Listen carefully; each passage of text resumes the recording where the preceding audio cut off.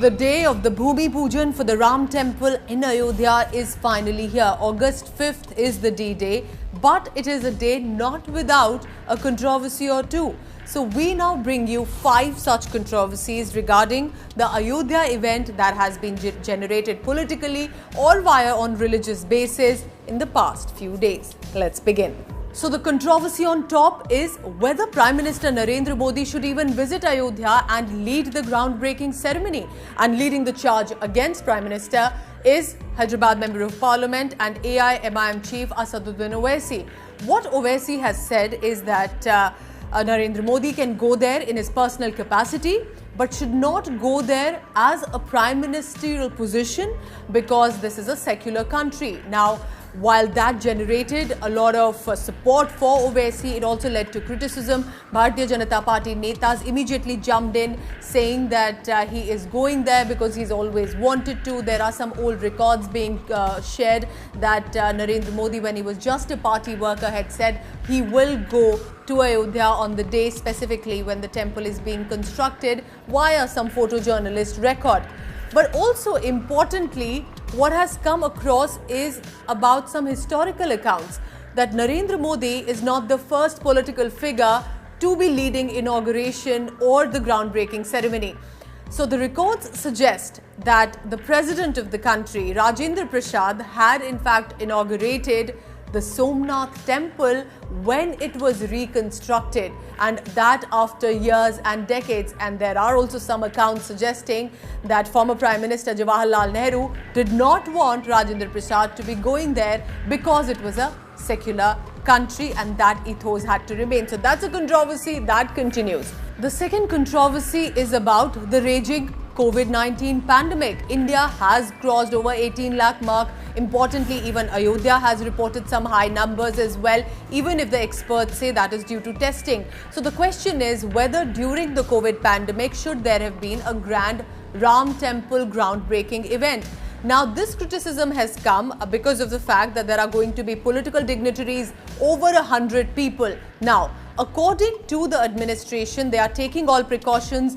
The visuals that have come from the site, there is social distancing being seen by the chairs, and that people will be ensured at minimum. Earlier, the list was about over 200 people. That has been curtailed, so it will be just about over 100.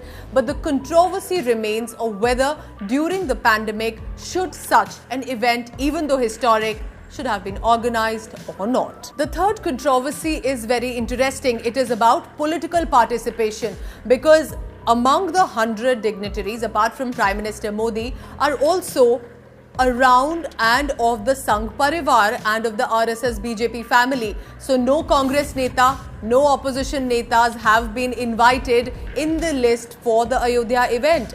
There will be RSS Chief Mohan Bhagwat, there will be Uttar Pradesh Chief Minister Yogi Adityanath because the event is taking place in the state.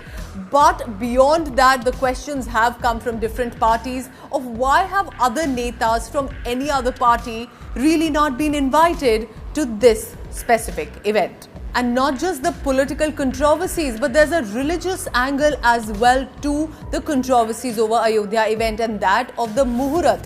Like all Hindu religious events, there is a Muhurat, a specific timing, which is considered auspicious. And for that, August 5th was chosen with the Muhurat of exactly 12 p.m. 15 minutes 15 seconds to 12 p.m. 15 minutes 47 seconds, which is in total of just over 30 seconds for Prime Minister Modi and other dignitaries to inaugurate the Bhumi Pujan ceremony. This Muhurat was chosen by well-known astrologer Acharya Ganeshwar Raj Rajeshwar Shastri Dravida of Kashi, Varanasi, and interestingly, the calculation was challenged by Shankaracharya Swami Swarupanand Saraswati of Dwarka.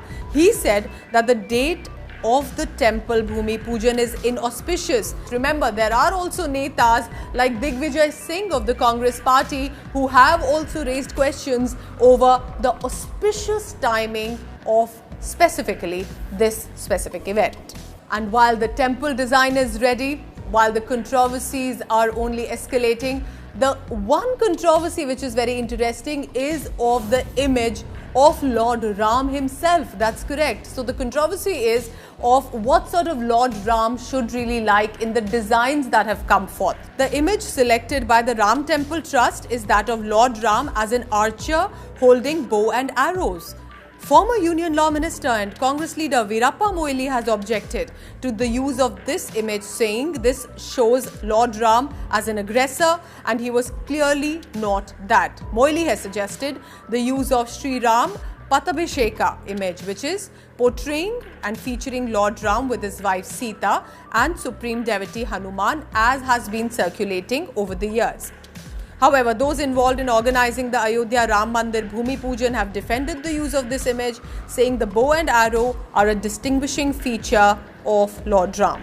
So this is clearly a big day. August 5 is one of the promises in many ways that were made by the RSS, BJP, Sangh Parivar, and apart from Article 370 abrogation of Jammu and Kashmir, now the Bhumi Pujan for Ayodhya and for the Ram Temple, both coincidentally or not on the same day. So there are controversies, but clearly those involved with the event say they are ready to go ahead with this event.